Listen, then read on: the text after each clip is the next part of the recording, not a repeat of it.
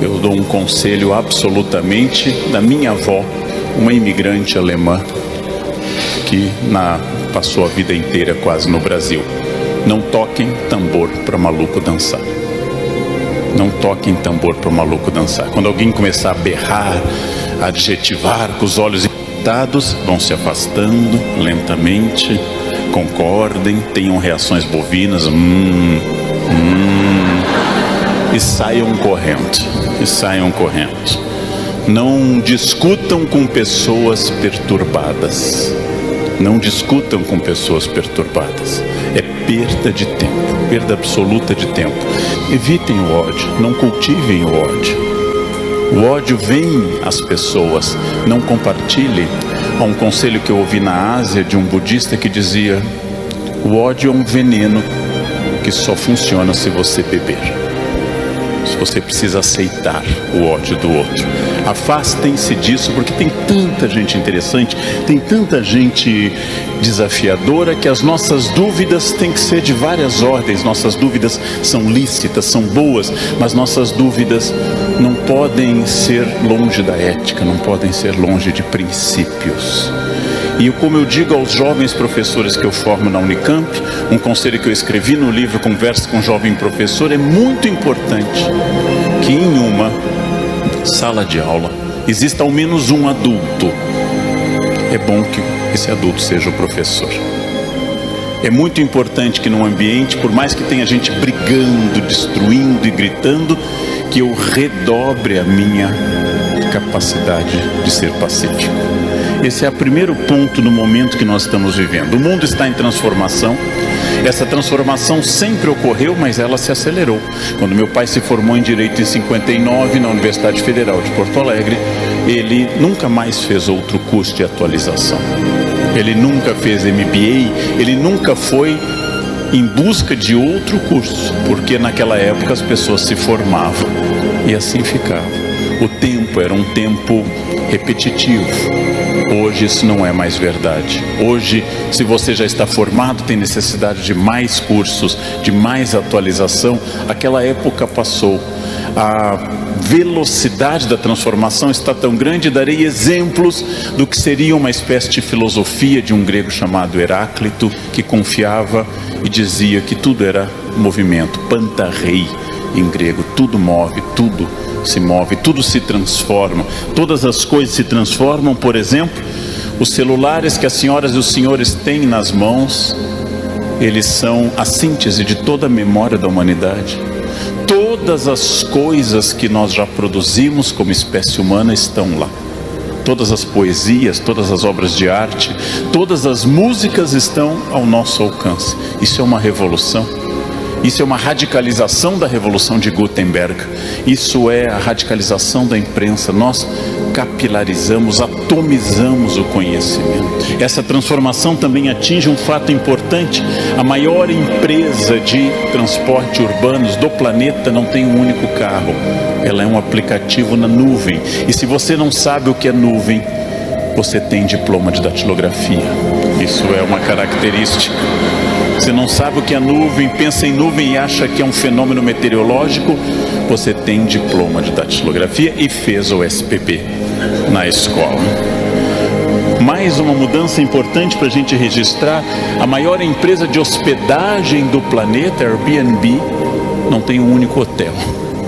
Ela é um algoritmo de hospedagem, ela é um programa da nuvem também. Ou seja, essa é uma mudança enorme. Claro que já no século XVI Camões nos disse: mudam-se os tempos, mudam-se as vontades. Mas hoje essa mudança não é mais de uma geração para outra. Não é mais de uma geração para outra, ela é uma mudança imediata. Entre 2010 e 2017 já temos um outro comportamento tecnológico. Uma pessoa de 15 anos já não pertence mais à geração tecnológica de alguém de 25.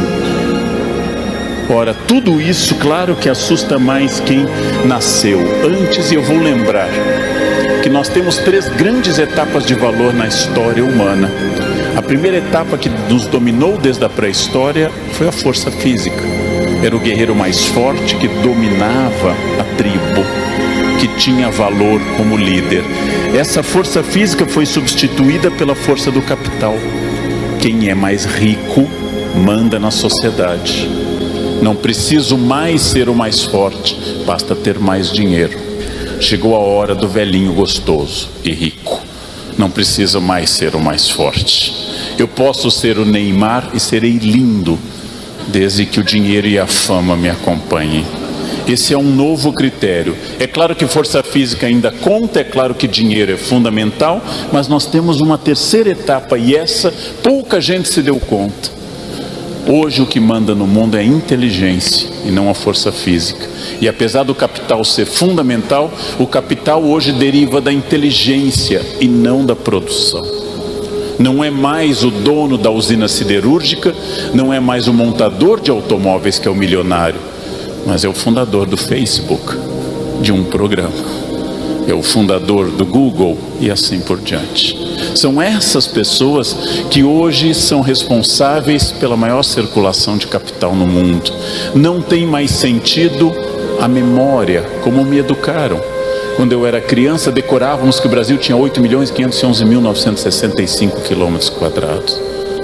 Nossas professoras, eu fiz um colégio interiorano, católico alemão no Rio Grande do Sul, ficavam felizes que nós soubéssemos que o Novo Testamento tinha 27 livros, 4 evangelhos, 1 Atos dos Apóstolos, 14 cartas de Paulo, um conjunto de cartas católicas e um Apocalipse. E aí nós tínhamos uma fé sólida, porque nós tínhamos memória. E essa memória, ela é importante. A memória é uma coisa importante, porém, o que hoje determina não é a memória, a primeira instância da inteligência, mas o que eu crio a partir da memória, que é a inteligência. Antes era culto, quem soubesse que a capital da Mongólia era Ulaanbaatar, o do Nepal era Katmandu, quem soubesse que Lagos era a maior cidade da Nigéria, que o rio Congo era o único rio que atravessava o Equador 2 vezes. Nossa, que pessoa culta. Hoje isso está no Google. Isso está no Google, você não precisa mais decorar isso.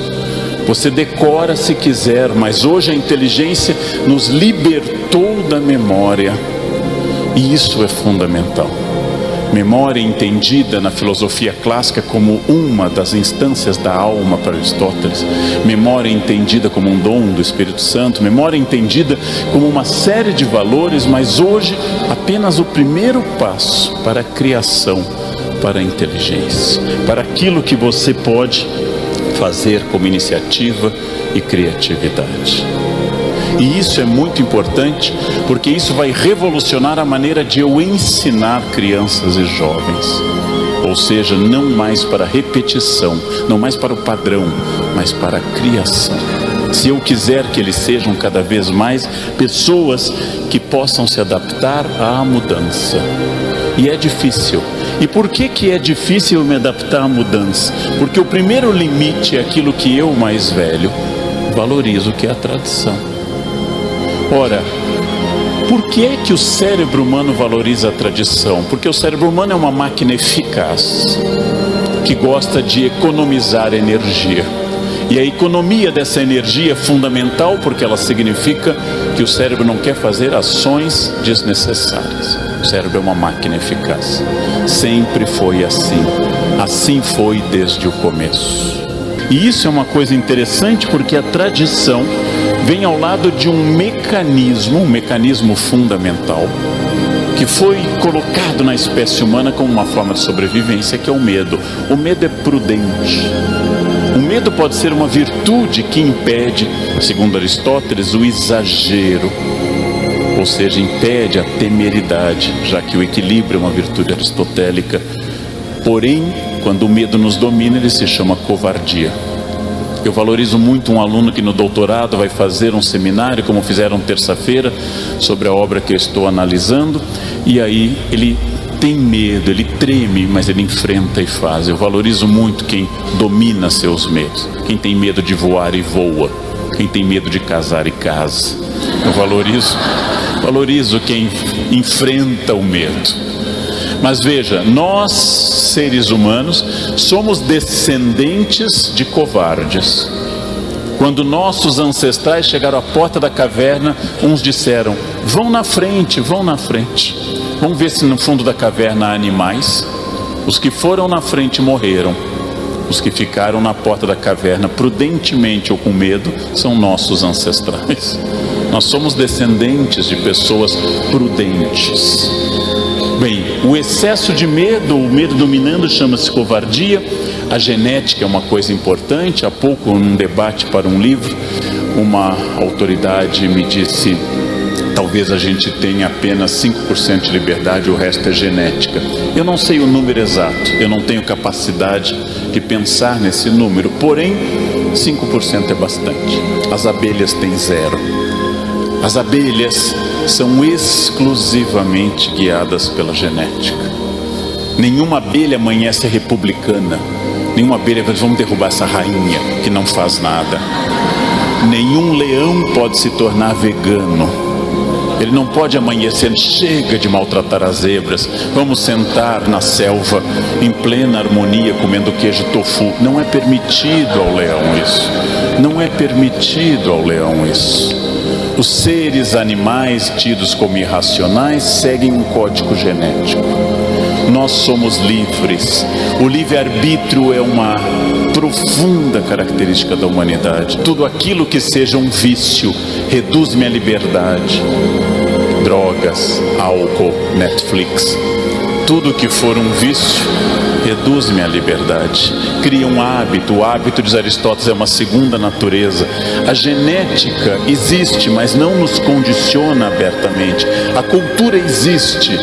Eu estou inserido dentro de uma cultura. Para mim, que tenho ancestrais camponeses, acordar de madrugada é muito fácil. Eu desperto todos os dias às 4 horas da manhã, sem nenhum problema.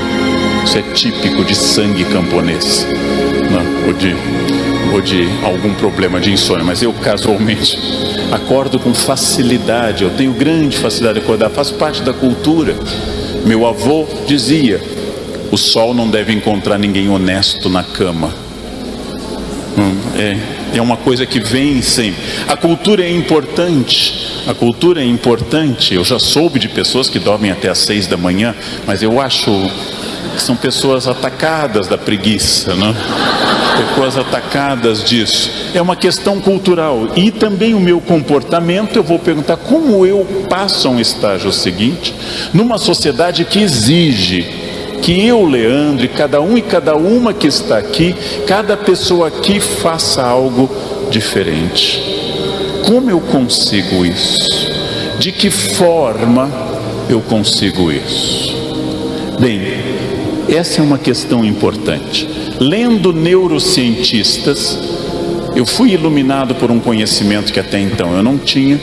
E lendo grandes autores neurocientistas, como o professor Antônio Damasio, português, Suzana Herculano Holtz, brasileira, eles foram indicando que os neurônios, quando produzem um hábito, como, por exemplo, acordar às 4 da manhã, ou comer algo, ou dizer uma saudação ritual, não apenas um neurônio encosta no outro com impulso elétrico, como sabemos, mas cria uma ligação biológica. Dessa forma, o neurônio acaba ficando ligado ao outro através do hábito, e toda vez que eu repito aquele hábito, é muito bom para o meu corpo. Ele vai gastar menos energia. A vida tomada de hábitos, a vida tomada de repetições sistemáticas, é uma vida profundamente econômica de energia.